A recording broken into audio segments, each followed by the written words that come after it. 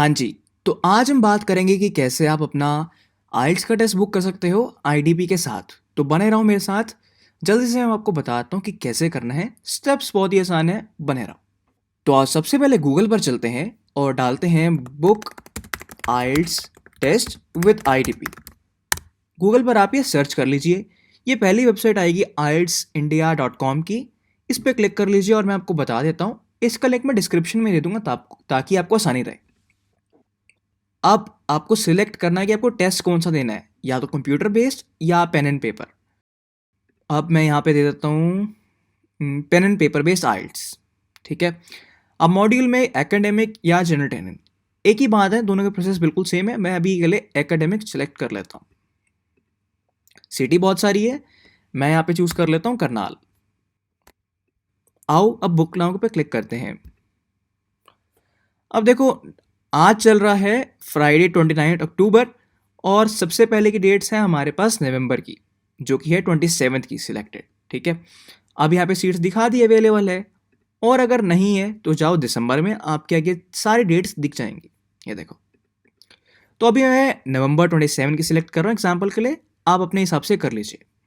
आप यहाँ पर एक बार कंफर्म कर लीजिए 27 का टेस्ट का डेट है, टाइप एकेडमिक है और प्राइस 14,700 है। तो बुक नाउ पर क्लिक कर दो। अब ये सब करने के बाद आपको एक्सेप्ट पर क्लिक कर देना है। ठीक है। अब आपको अपनी सारी यहाँ पे डिटेल्स भरनी है। अब टाइटल आप कैसे चूज करोगे? अगर आप मेल हो, आदमी हो, बच्चे हो, मेल में बॉय में तो मिस्टर कर दीजिए, मैरिड फीमेल हो तो मिसेस कर दीजिए, और अगर आप अनमैरिड फीमेल हो तो MS कर दीजिए। मैं मेल हूँ तो मैं यहाँ पर मिस्टर कर देता हूँ। नाम डाल देते हैं रैंडम सरनेम। आप अपनी यहाँ पर ईमेल डाल दीजिए जो काम करती है, जिसको आप यूज करते हो। मैं डाल देता हूँ अपनी।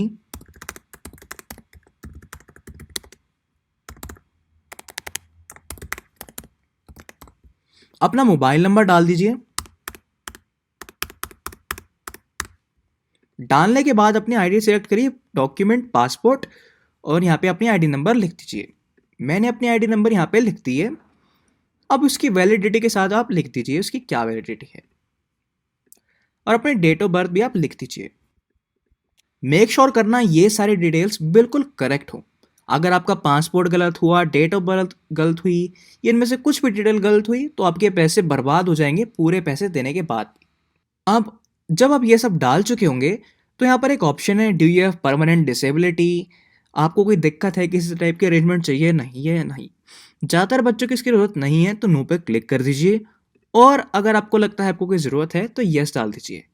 ध्यान रहे, आपको इसके प्रूफ डालने पड़ेंगे कि हाँ आपको ये दिक्कत है।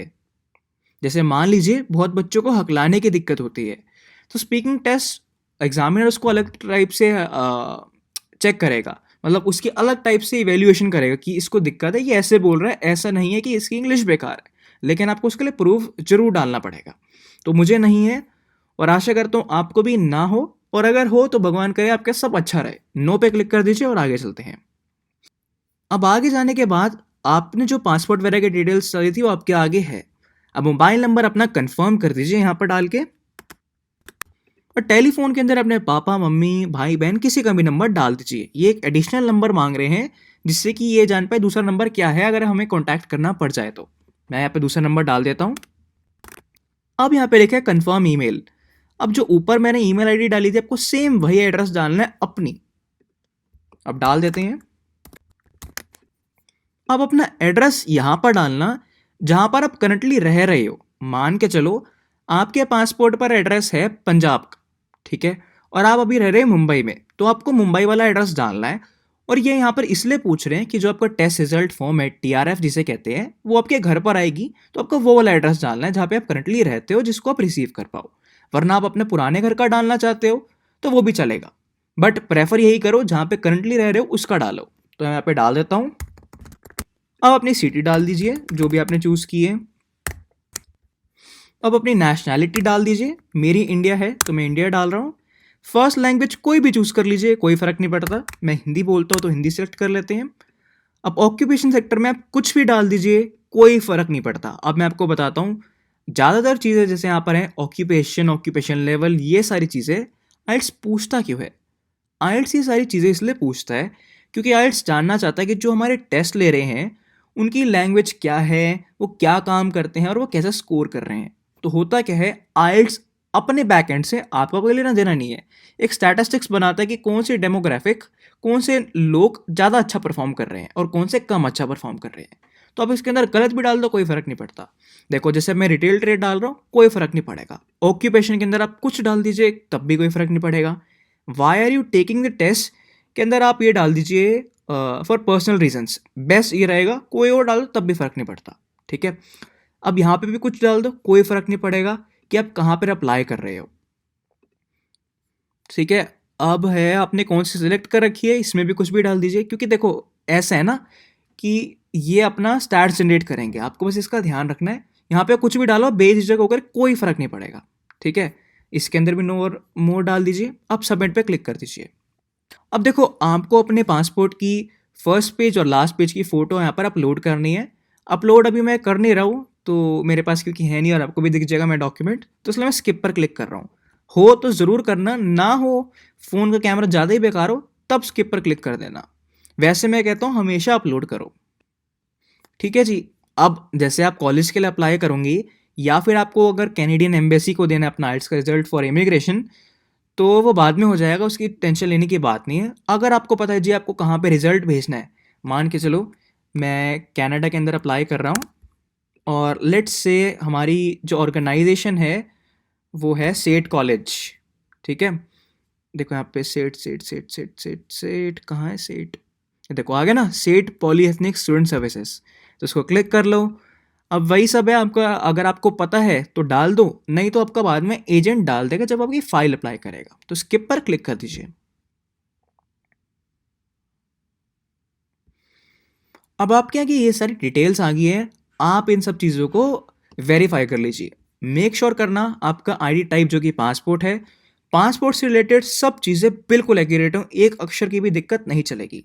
नाम बिल्कुल सही होना चाहिए, डेट ऑफ बर्थ बिल्कुल सही होनी चाहिए और आपकी email address along with mobile number, ठीक है जी। ये सारी चीज़ों को कोई फ़र्क नहीं पड़ता जो मैंने आपको बताया था। ये है occupation level, why you taking the test, कौन सी कंट्री में जाना है, क्या इंग्लिश का लेवल है, ये सब।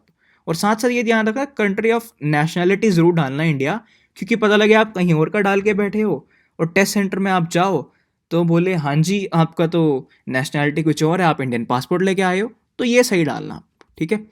अब चलते हैं प्रोसीड टू पेपर, और अगर आपको लगता है आपने कुछ गलत डाला है तो एडिट डिटेल्स पे एडिट कर देना। अब देखो मेरे आगे अमाउंट आ चुकी है 14,700 रुपये, पेमेंट रेफरेंस नंबर आ चुका है। अब मैं आपको क्या सुझाव दूंगा, इसका एक बार स्क्रीनशॉट ले लो, ठीक है, इस पूरे पेज का। अब अगर आप कहते हो जी मेरे डिवाइस में स्क्रीनशॉट लेने का ऑप्शन नहीं है, तो मोबाइल से फ़ोटो ले लो जी। अब आप कोई सिलेक्ट कर लो अपना ऑप्शन जो भी है यहाँ से, जैसे मास्टर कार्ड ये सब, लेकिन ध्यान रखना एडिशनल 150 रुपये लगेंगे सर्विस चार्ज के कि आप इन सब से पे कर रहे हो, वरना बेस्ट है आप यूपीआई से पे कर दो, तो उससे फ़ीस भी एक्स्ट्रा नहीं लगेगी। तो जैसे मैं पे नाउ पे क्लिक करता हूँ, 14,700 अमाउंट आ रही है ना। अब बैंक अपना चूज़ कर लो जो भी है, मेक पेमेंट पे जाके आप खुलने दो एक बार पेज में बताता हूँ आपको। अब देखो अपनी user ID password net banking के थ्रू करना है कर लो, ऐसे बहुत सारे मेथड्स है, अपना पे कर लो और आपका बुक हो जाएगा। अब चलते हैं अगली बात की तरफ, बहुत इंपॉर्टेंट बात है, मेरी बात ज़रा कान खोल कर सुनना। अब देखो आप अभी बुक कर चुके हो, हम मान लेते हैं, और आप कह रहे हो जी आधा घंटा हो गया, 1 घंटा हो गया, मेरे पास मेल नहीं आई आईडीपी से, मैं क्या करूँ। अब सच ये है यार, आईडीपी वाले बहुत ही बेकार हैं, जब से ब्रिटिश काउंसिल वाले गए हैं तब से इन्होंने अपने ऑपरेशंस और ढीले कर दिए, क्योंकि कंपटीशन देने के लिए कोई है नहीं, और आईडीपी ही है अकेला जिसके थ्रू आप टेस्ट दे सकते हो, और किसी के थ्रू आप टेस्ट नहीं दे सकते। तो ऐसा है, अगर आपको लगता है आपकी डिटेल्स नहीं आई हैं, तो आप आईडीपी के कस्टमर केयर पर अपनी ईमेल डाल दीजिए कि देखो ये मेरा पेमेंट रेफरेंस नंबर है और अभी तक मेरे पास कोई कंफर्मेशन बुकिंग नहीं आई है, ठीक है जी।